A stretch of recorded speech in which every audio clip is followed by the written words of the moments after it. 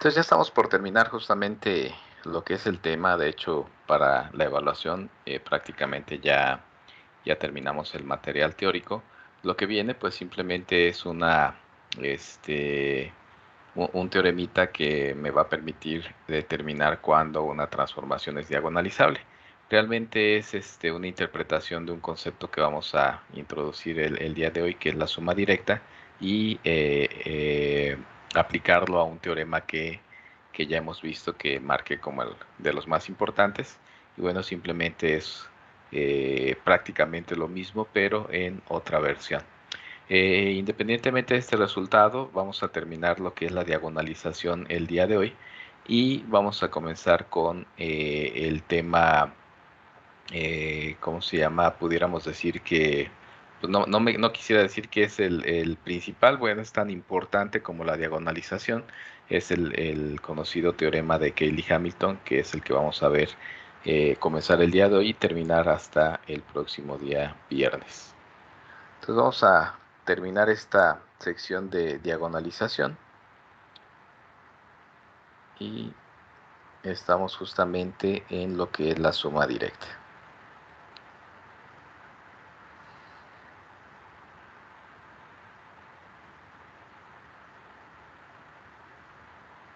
Bueno, entonces estamos por aquí, ya hemos visto algunos resultados.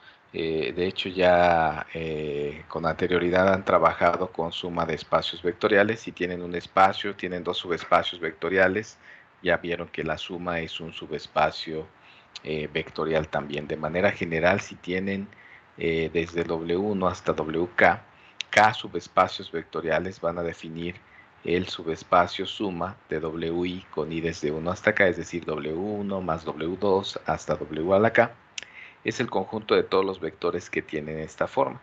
¿Quiénes son estos vectores? Todos los que provienen de sumar K vectores, en donde el primero pertenece al primer subespacio, el segundo al segundo subespacio, el tercero al tercero, el késimo al késimo subespacio. Todos los vectores que tengan de esta forma, pues justamente van a vivir en este subespacio. Es muy sencillo probar que es un subespacio vectorial. Tienen que probar que tiene al cero, que es cerrado bajo sumas, que es cerrado bajo producto por escalar. Aquí, por ejemplo, en este subespacio, pues, por supuesto que contiene a cada uno de estos subespacios. Piensen, por ejemplo, que contiene a W1, ya que el elemento lo puedo ver como B1 más 0 más 0 más 0 más 0 para todos los demás subespacios. Ese elemento, pues por supuesto que va a estar aquí.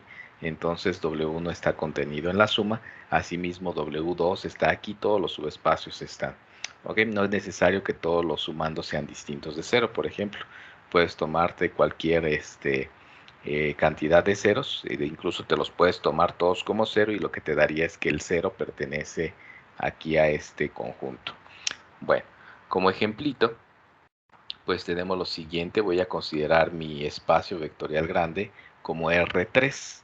Como subespacio W1 voy a considerar todas las ternas cuya tercer coordenada es 0. La A y la B son arbitrarias sobre todos los reales. El W2 va a ser muy parecido. Va a tener 0 en la primera entrada y arbitrarios en la segunda y en la tercera. Entonces, por ejemplo, podemos observar que todo elemento, todo vector en R3, llámese A, B y C, lo puedo escribir de la siguiente manera. A, B, C lo puedo ver como A, B, 0 más 0, 0, C. Puesto que tiene la tercera entrada 0, pertenece a W1. Puesto que tiene la primera entrada 0, pertenece a W2.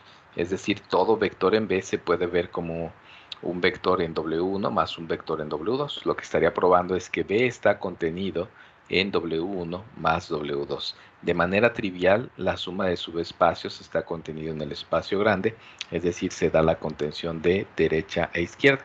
Y finalmente, pues se da la igualdad. Ojo que en este tipo de sumas hay un pequeño detallito. Pudiéramos decirlo así si lo quieren ver como un defecto. La expresión en cómo podemos interpretar un vector como suma de dos vectores, uno en cada subespacio, esa expresión no es única en general. Aquí, por ejemplo, para mi ejemplito, no va a ser única, ya que el ABC lo puedo ver como A00. Pertenece a W1, puesto que este es 0. y 0BC. Este pertenece a W2. Por supuesto que si la B es distinto de 0, basta con que te tomes cualquier vector en donde B es distinto de 0, pues este no va a coincidir con este, y este que está en W2 no coincide con este que está en W2. Entonces, así pues, en general, pues ya que el espacio vectorial grande sea suma de otros subespacios, la expresión para cada vector no va a ser única. Cuando la expresión sí es única, va a recibir un nombre especial esta suma y tiene que ver con la siguiente definición. Tomo igualmente K subespacios vectoriales de B y me tomo, si B es la suma de esos subespacios, como lo definimos anteriormente, y cada subespacio, intersección, la suma de todos los demás, es igual a 0, entonces vamos a decir que la suma es directa.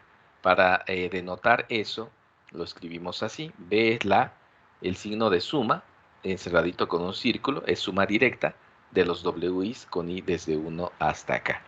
Podemos usar W1, este simbolito, más W2, otra vez este simbolito, más W3, etcétera. Entonces, ¿qué significa, por ejemplo, esto? En el caso de que sean dos sumandos, pues B va a ser la suma directa de W1 más W2. Esto de aquí nos diría a un sumando, llámese W1, intersección con la suma de todos los demás, pues nada más es W2. W1 intersección W2 es el 0. Es muy sencillita en el caso de dos sumandos. En el caso de tres sumandos, esta reglita pues me va a dar varias condiciones que se deben de cumplir al mismo tiempo. Por ejemplo, si B es W1 más W2 más W3, esta de aquí me va a decir lo siguiente. A ver, déjenme se los escribo, tengo la tabletita por aquí. Vamos a aprovechar para no estar, para que no lo estén adivinando de manera mental, ¿no? Vamos a hacerlo de una vez. Nos cuesta un minutito. A ver. A lo que me refiero es a lo siguiente.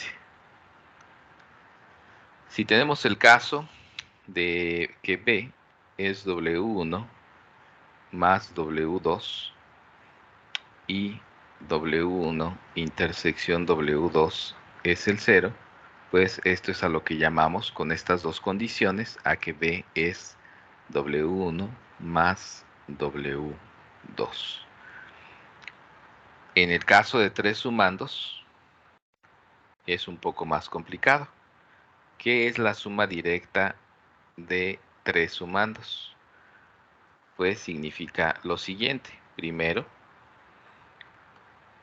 tendríamos que B es W1 más W2 más W3 de acuerdo a la definición anterior. Y segundo, varias cosas. W1 intersección la suma de los otros dos es esto de aquí. W2 intersección la suma de los otros dos, que sería W1 más, aquí perdón, es el 3, más W3 y W3 intersección W2 más W3, todos estos tienen que ser iguales al 0, ¿ok? Un poquito más complicado de hacer, es decir, pues uno Ok. de ellos con la suma de los otros. ¿Qué pasó? Creo que ese último no es W2 más W1 Sí, para... perdón. Así, ¿no? Ah, W1 sí. más W2, intersección W3. Sí, claro. Aquí es el 2, el 3, el 1 y el 3. Perfecto. Sí, un sumando, intersección, la suma de los otros. En este caso, los otros son 2. La suma de estos siempre debe dar el subespacio trivial 0. Bueno, entonces déjenme cerrar esta. Y pues ya se imaginarán con 4 hay más condiciones, ¿no? Una por cada sumando, pues simplemente 4 condiciones. Acá, por ejemplo, antes de borrar esto, acá serían dos condiciones que en realidad es la misma, porque es un sumando con los otros dos. El otro sumando W1 con el otro, pues también es W2 intersección W1, no te da más información. Bueno, entonces continuamos simplemente para tener un poquito mejor entendido este concepto de suma directa. Pues estas dos condiciones me dan la suma directa. El siguiente teorema está ligeramente largo, pero son una serie de equivalencias. En este teorema me dice que es equivalente a que si B es de dimensión finita y tienes K subespacios, obviamente de dimensión finita por estar en uno de dimensión finita, es equivalente a que B sea la suma directa de estos K subespacios, a que B sea la suma, y siempre que tengas la suma de ciertos vectores desde 1 hasta acá que te dé el 0, en donde estos vectores 1 pertenece a cada subespacio vectorial, es decir, el B1 pertenece a W1, el 2 al W2, el K'ésimo al WK, entonces los vectores tienen que ser 0. Algo muy parecido a esto ya lo hicimos en los espacios propios. Si ustedes se toman todos los espacios propios, desde E lambda 1 hasta E lambda K, y se toman un vector propio por cada uno, se toman un vector en cada uno de estos espacios distintos y los suman y les da 0, es porque todos estos vectores tenían que ser 0. Es un caso particular, pues, y de hecho es el que vamos a ocupar en el último teorema de esta sección. Bueno, como lo que comenté anteriormente, este de aquí en general pues tiene pues, desventaja o ventaja en algunas ocasiones de que las expresiones no son únicas para cada vector.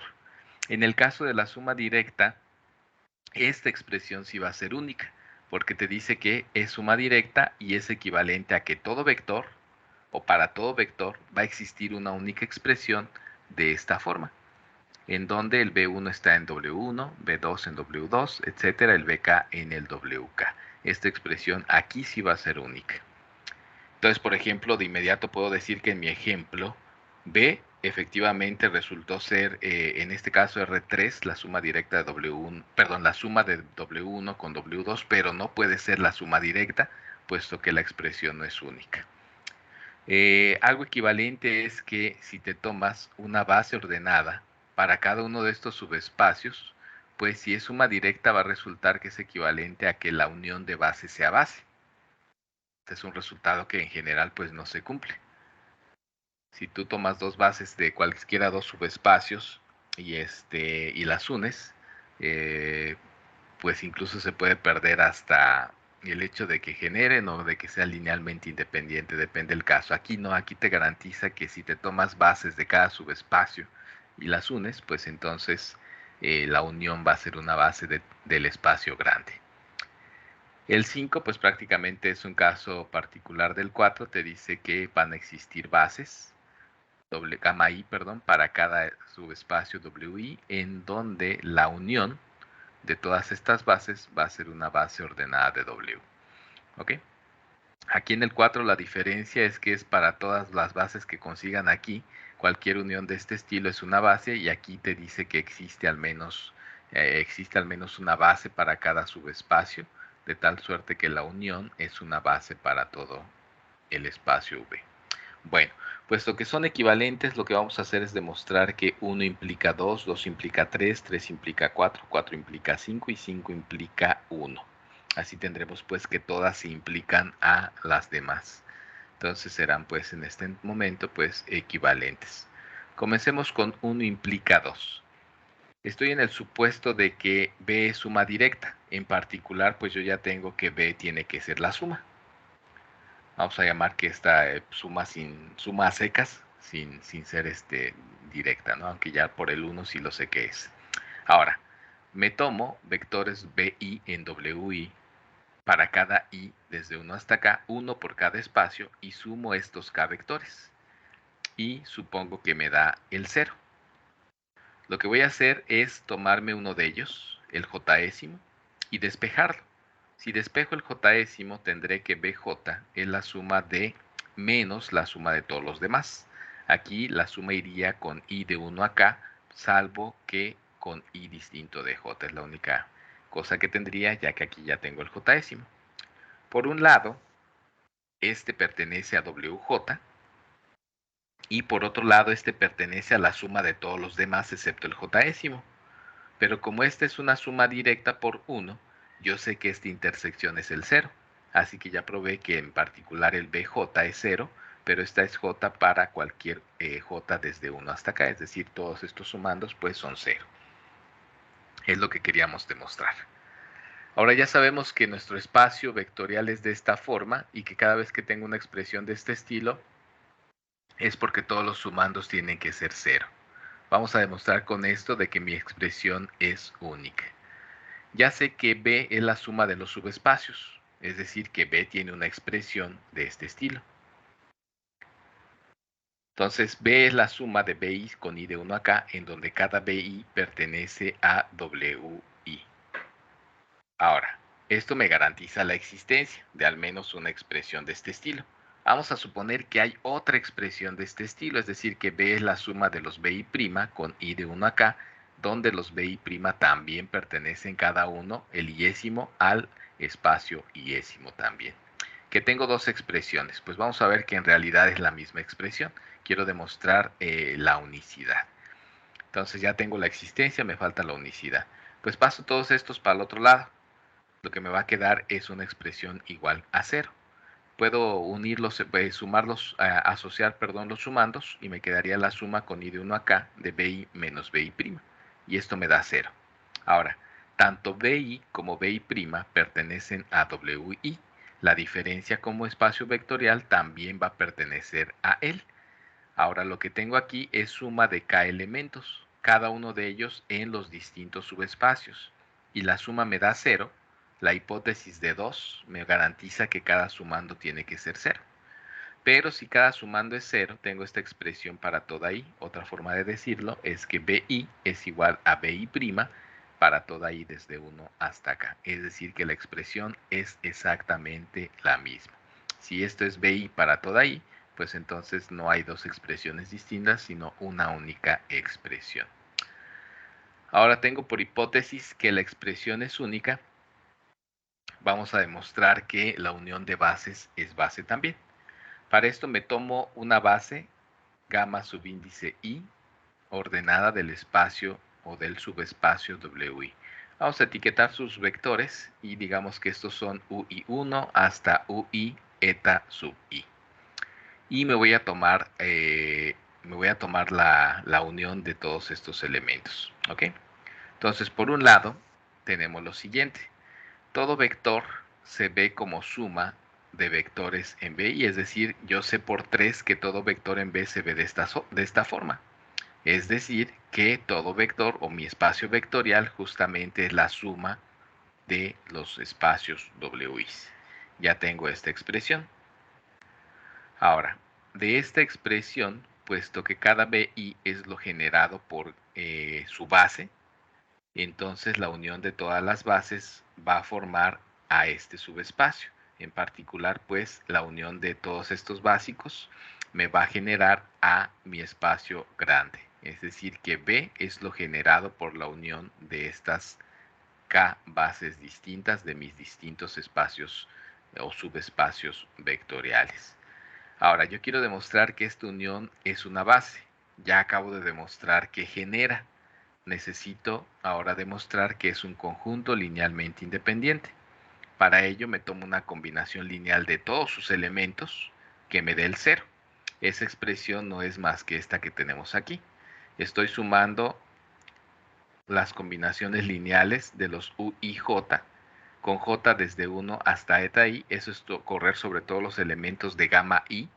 Pero después estoy corriendo la i desde 1 hasta acá, pues entonces estoy corriendo sobre todos los elementos en esta unión, que me dé el 0.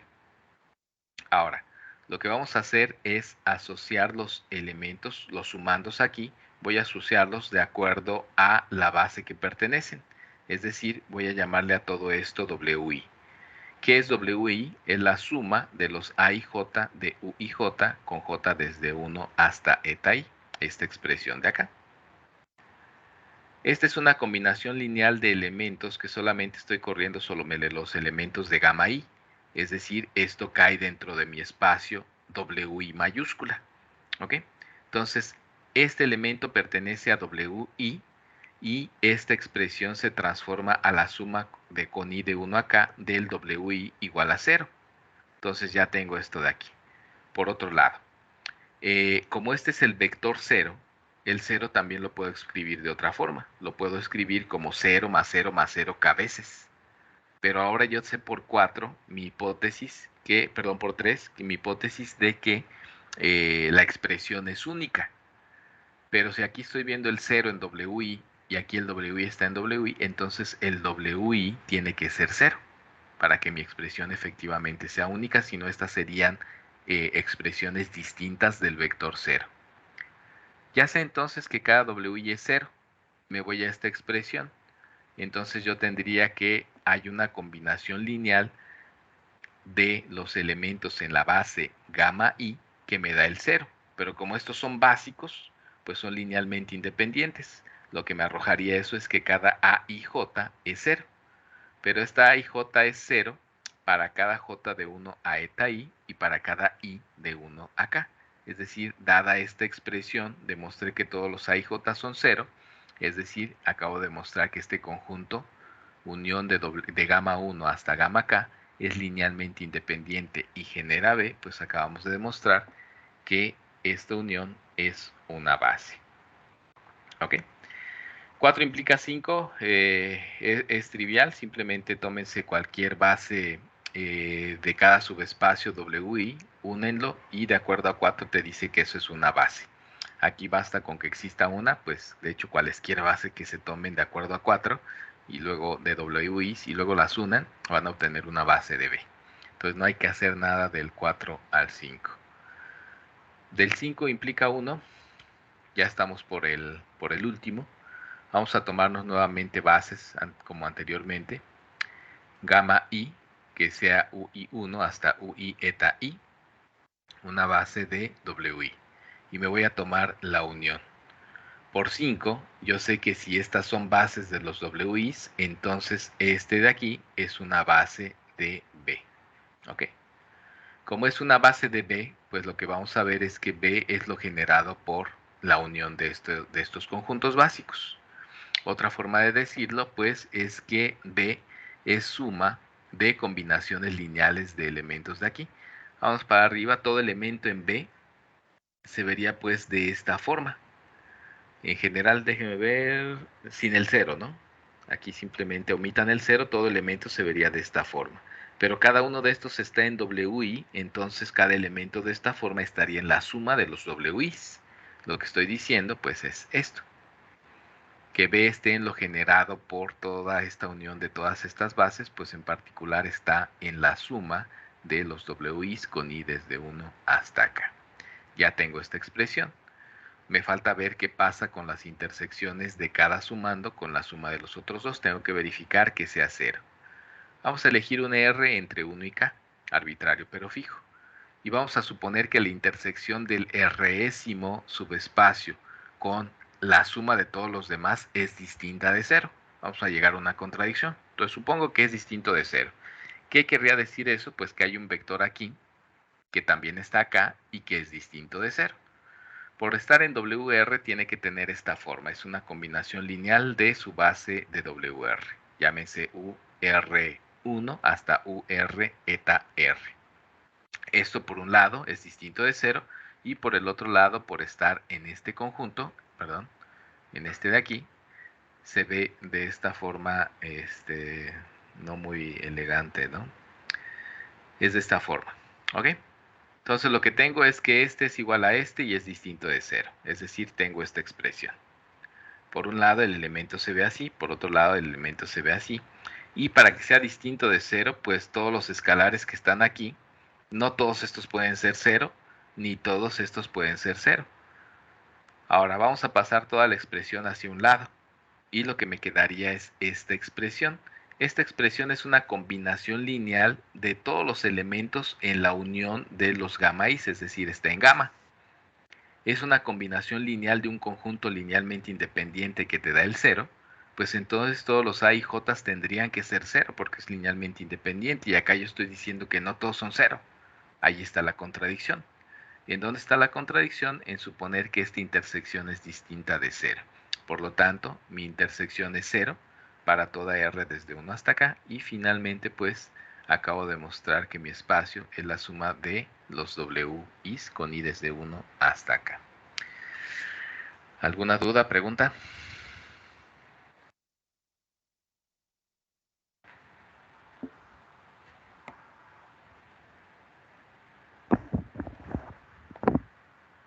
¿Todo bien Todo bien, profe.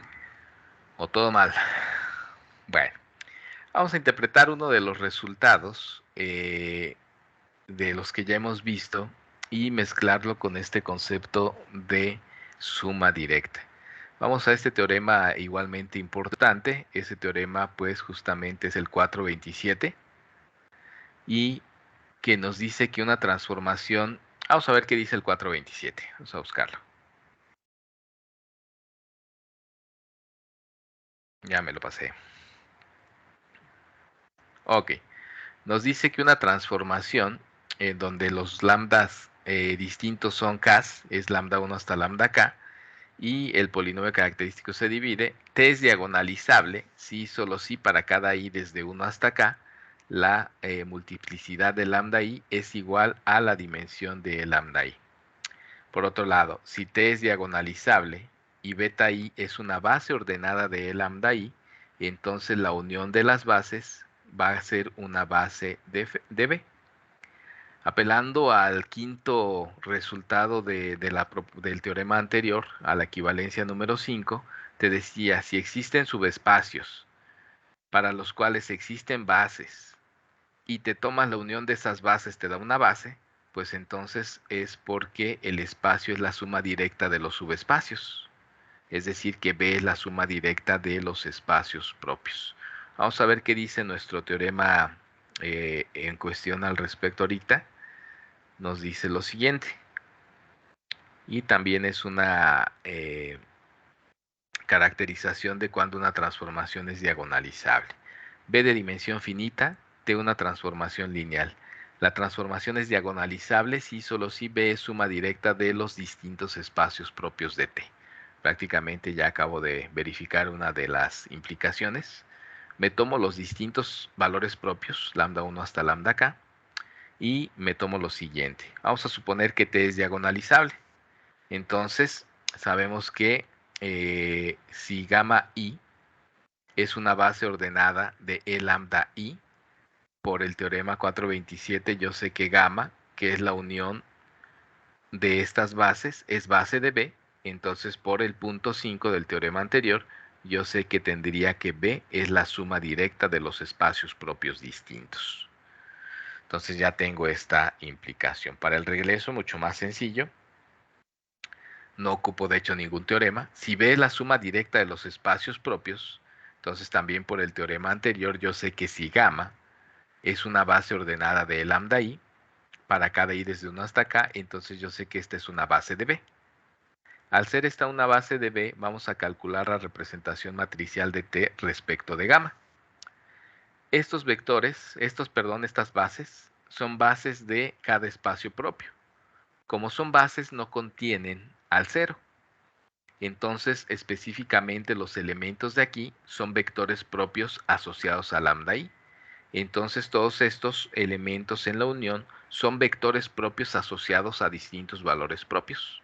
Cuando ustedes se toman la representación matricial de T respecto de una base de vectores propios, inmediatamente su representación matricial es diagonal, ya que al aplicar T a uno de los vectores en esta unión, va a ser lambda veces ese vector. Es decir, que T de B solamente depende de él mismo bajo el escalar lambda. En la diagonal va a aparecer ese lambda, en donde ese lambda tiene que ser uno de estos K valores propios. Pues ya terminamos. Entonces T es diagonal. Y esta es la otra caracterización, pues un teorema importante en la parte de la diagonalización. Si bien observamos, pues prácticamente del teorema anterior de las 5 equivalencias, pues en realidad estamos usando lo que es la suma directa, y ya sea que estén usando el 4 o usando el 5, pues dirían, bueno, pues como que esto no los usé. Sin embargo, en el caso de los espacios propios lo vimos como un caso en particular, y pues no está por demás saber que la expresión es única para entender cuál es la importancia de la suma directa sobre la suma, digámoslo así, sobre la suma simple y sencilla, ¿no? Sí hay pues diferencias. Aquí termina prácticamente el tema de la diagonalización. Básicamente todo lo que vimos hasta ahorita en el día de hoy pues fue para ver esta otra caracterización de cuando una transformación es diagonalizable. De manera práctica para nuestro ejercicio del examen, pues no lo vamos a ocupar, sin embargo es una parte teórica muy importante. Lo que sigue a continuación es punto y aparte, es justamente tratar de demostrar, bueno, no tratar, vamos a demostrar el teorema de Cayley-Hamilton. Entonces, para esto, pues requiero ciertos conceptos básicos y vamos a comenzar el día de hoy con algunos de ellos. Uno que ya han manejado en alguna de sus tareas es el concepto de un subespacio T invariante. Vamos a recordar qué es un subespacio T invariante. Si tienen una transformación de B en B que sea lineal y tienen un subespacio de B, este va a ser T invariante si al aplicarle T a cada elemento de W, vuelven a caer en W, para todo W en W. ¿Ok? Ejemplos de subespacios T invariantes hasta ese momento, pues tenemos varios. Si T es una transformación de B en B, por ejemplo el 0, así el subespacio más pequeñito posible es T invariante, porque si le aplican T al 0, les da 0, vuelve a caer aquí. Si se toman un vector en B y le aplican T, pues vuelve a caer en B, es decir, B es T invariante siempre y cuando T vaya de B en B, el caso particular en que el dominio y el codominio coinciden. Si un elemento está en la imagen, es de la forma T de U, y si le aplican a T de U, diría T y entre paréntesis T de U. Este también pertenece a la imagen. Si se toman un elemento en el núcleo, pues si le aplican T les va a dar 0, y por supuesto que el 0 cae aquí, entonces también es T invariante. Los espacios propios son T invariantes. Tómense un vector, llámese V, que sea, si es el 0, pues T de 0 es 0, vuelve a caer aquí. Si es distinto de 0, es un vector propio y T de B les daría lambda veces B. Pero lambda veces B, si B está aquí, también cae aquí porque esté cerrado bajo múltiplos por escalar. Entonces ahí tenemos un montón de espacios T invariantes. Otro ejemplo de un subespacio T invariante viene en la siguiente definición, que tienen una transformación de B en B, tienen un vector distinto de 0 y vamos a definir el subespacio T cíclico generado por V. Lo vamos a denotar como W subíndice B y es lo generado por B, T de B, T cuadrada de B, T al cubo de B, etcétera. Todas las potencias de T aplicadas al B. Este lo pueden considerar como la potencia 0 de T, que es la identidad. Y bueno, ¿por qué este invariante? Pues por ejemplo, elijan un elemento aquí. Vamos a ver a nivel de generadores. Si le aplican T a este vector, pues les da el siguiente. Vuelve a caer aquí. Cualquiera que elijan y le apliquen T, les va a dar el siguiente y vuelve a caer aquí. Aquí en apariencia, pues pareciera que hay una infinidad de generadores. Solamente que, por ejemplo, no les dice qué relación hay entre estos dos. Vamos a ver un ejemplo en donde en realidad no hay una infinidad de generadores, sino solamente dos. Bueno, antes esta notita, el W es un subespacio T invariante y es el más pequeño que contiene a B. Es decir, que si hay otro subespacio que sea T invariante y que contiene a B, debe de contener a todo el subespacio T cíclico generado por B. Bueno, esto lo pueden demostrar muy sencillito. Como tarea, pues demuestren que efectivamente es un subespacio. Demuestren en general que todo elemento es invariante. Recuerden que un elemento en lo generado por una infinidad de elementos es una combinación lineal de un número finito de estos elementos. Vean que es cerrado bajo sumas, que es cerrado bajo producto por escalar, que tienes al 0, que cada vez que te tomas un elemento aquí, T de ese elemento vuelve a caer aquí, y que efectivamente todo lo generado por estos elementos pues vuelven a caer acá. Entonces, por ejemplo, si U es otro subespacio T invariante que contenga a B, ¿por qué va a contener a todos estos elementos? Porque contiene a todo generador. Si U está aquí y este invariante, si le aplican T, vuelve a caer aquí. Si a S le vuelven a aplicar otra vez T, vuelve a caer aquí. Es decir, cualquier potencia de T aplicada a B cae aquí. Si todos los generadores de este subespacio caen en U, pues lo que generen ellos no se va a salir de U. En este sentido es el subespacio más pequeño que contiene a B. Vamos a ver un ejemplo de este tipo de subespacios. Me tomo T de R3 en R3. Y de tal suerte que a, B, C lo vamos a mandar a en la primera entrada menos B más C, en la segunda A más C y en la tercera el 3 veces C. Vamos a estudiar qué le hace a los elementos de la base canónica de R3, al E1, al 1000. Aquí la A es 1, la B es 0, la C es 0, entonces esto sería 0, 0, todo esto es 0, esto sería 1 y esto sería 0. Lo manda al 0, 1, 0, es decir, lo manda al E2. ¿A dónde manda el E2? Es decir, al 0, 1, 0. Pues lo mandaría, aquí la B es 1, sería menos 1, este 0, 0, 0, 0 y 0. Entonces es menos 1, 0, 0. Es decir, lo manda al menos E1. Entonces hasta aquí con esto tendría que W de E1 es lo generado por E1 y E2. E1 es el primer vector, el siguiente debería de ser T de E1, pero T de E1 es E2. El siguiente generador debería ser T de E2, pero T de E2 es el inverso aditivo de 1, ya está, no requiero volver a poner menos E1, puesto que menos E1 va a generar lo mismo que estos dos que ya tenía. El siguiente sería T de menos E1, que sería menos E2, entonces lo único que estaría adjuntando aquí sería E1, E2, menos E1, menos E2, E1, E2, menos E1, menos E2, etcétera. Entonces no tiene caso agregar esos elementos, simplemente los generadores son E1 y E2. En este sentido, pues habrá ocasiones en que sí sea infinito.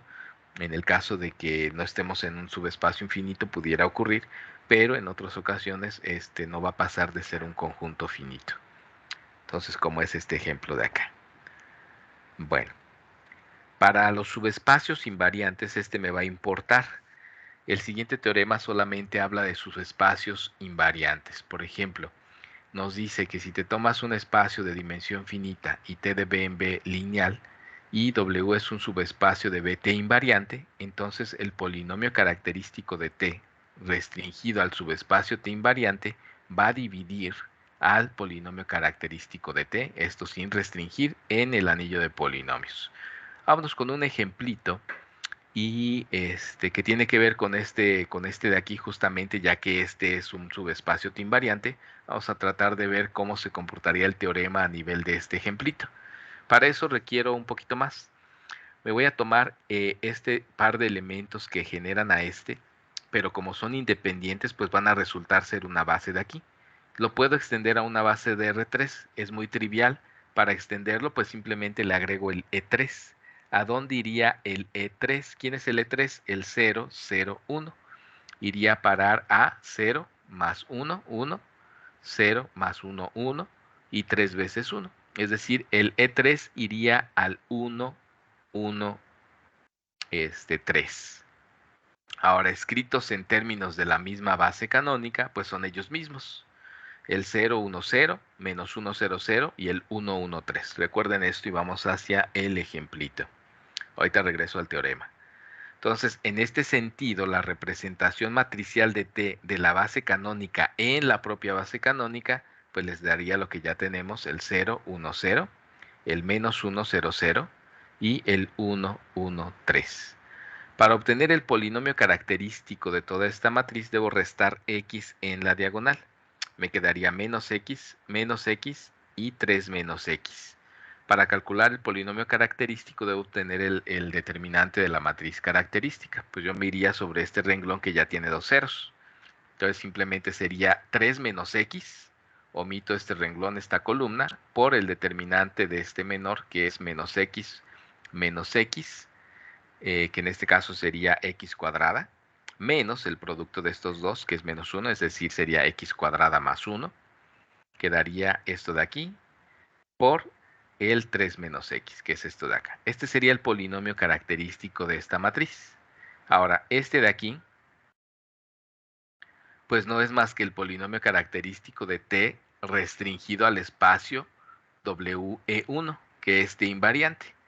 Si me fijo en esta representación, esta va de W1 en WE1 a WE1, es decir, de él mismo a él mismo. Y específicamente respecto de la base E1, E2, su representación matricial se vería así. Para obtener su polinomio característico debería restar x en la diagonal. y su determinante, que es x cuadrada más 1, sería el polinomio característico de t restringido al subespacio t invariante. Este de aquí es este factor de aquí. Si aquí tengo que el polinomio característico de t es un múltiplo de este factor, pues entonces este factor es un divisor de este polinomio. Lo que estoy viendo aquí es que el polinomio característico de t restringido a un subespacio invariante de t va a dividir al polinomio característico de t sin restringir. Eso es prácticamente un ejemplito. Aprovechando un poquito más este ejemplo que tenemos aquí, este polinomio, ¿se saben cuáles son sus raíces? Y menos i. Exactamente, sus raíces son puramente complejas. ¿Tiene raíces reales? No, no tiene. No tiene raíces reales. Entonces, este yo no lo puedo factorizar en los reales. Este polinomio se conoce como irreducible en R. Si este no se puede factorizar totalmente, pregunta, ¿este se puede diagonalizar?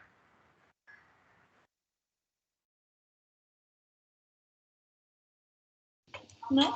No se puede. No, no se puede porque necesariamente si se pudiese diagonalizar, su polinomio característico en R tendría que factorizarse totalmente. Y este es un ejemplo de un polinomio que no se puede factorizar totalmente, como producto de polinomios lineales. ¿En dónde sí se puede diagonalizar? Pues en los complejos. Entonces ahí con cuidado, la diagonalización depende de dónde estés trabajando. En R no lo voy a poder diagonalizar, pero en los complejos sí lo voy a poder diagonalizar. ¿Ok? Aquí pues este me sirve porque hasta el momento no he visto ejemplos de ¿cómo se llama? De transformaciones que no sean diagonalizables. Creo que sí vimos uno, pero bueno, como sea, este ya es otro ejemplito. Vamos por último con el teorema final de la clase del día de hoy, que nos habla pues de que esto sucede en general cuando W es un subespacio T invariante. La idea es muy sencilla, ya la han usado antes. Tómense una base del subespacio, B1 hasta BL, y extiéndanlo a una base de todo el espacio. Añadimos estos. Hay casos triviales, por supuesto, cuando aquí no estoy agregando nada, cuando aquí tampoco a lo mejor no hay nada porque este era el 0. Y bueno, entonces, salvo los casos triviales, se ve de esta forma. Y yo quiero la representación matricial de T respecto de esta base. Lo que vamos a tener es lo siguiente.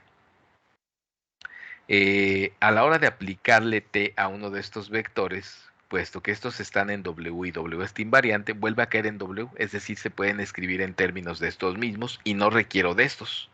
Es decir, lo que corresponde a nivel de las columnas, a los lugares que les correspondía a estos, voy a tener exclusivamente ceros. Ya lo hemos hecho antes. Ahora, para los demás, pues no sé cómo se escriban en términos de estos, T, de estos de aquí, no sé cómo se escribe en términos de estos y en términos de estos, pues que se llamen los coeficientes que les corresponden al B1 al BL, Bs, y lo que les corresponden a los de L más 1 a N, que se llamen Cs. Y se acabó, ¿ok? Finalmente, la matriz se ve de esta forma. Y ahorita me van a creer un poquito. Requiero la matriz característica, es decir, resto X en toda la diagonal. Cuando restamos X en toda la diagonal, la matriz se ve de este mismo estilo, un bloque por aquí, un bloque por acá, un bloque por acá y un bloque de ceros aquí abajo. Las matrices de esta forma, su determinante es el producto de los determinantes de los bloques que estén en la diagonal.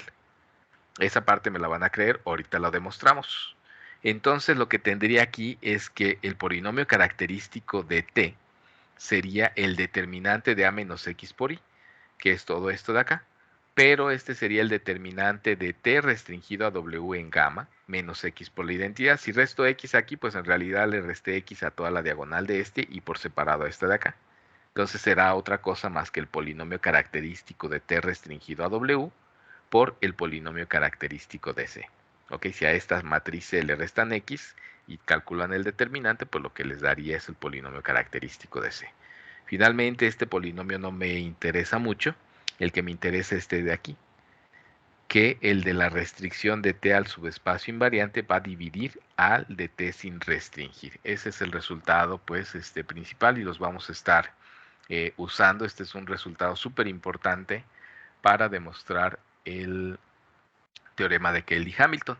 Les puedo hacer un pequeño resumen de cómo se demuestra el teorema de Cayley-Hamilton, lo vamos a ver, pero básicamente es aquí utilizar el W subíndice B y verificar que este es 0, y si este es 0, pues el producto por supuesto que va a ser 0. Entonces lo que te dice es pues que el polinomio característico de t se va a anular justamente en t. Eso es lo que te dice. Vamos con esta última parte técnica de Ok, voy a dejar de compartir un ratito porque no quiero mostrar sus calificaciones y menos en video. Espérenme tantito.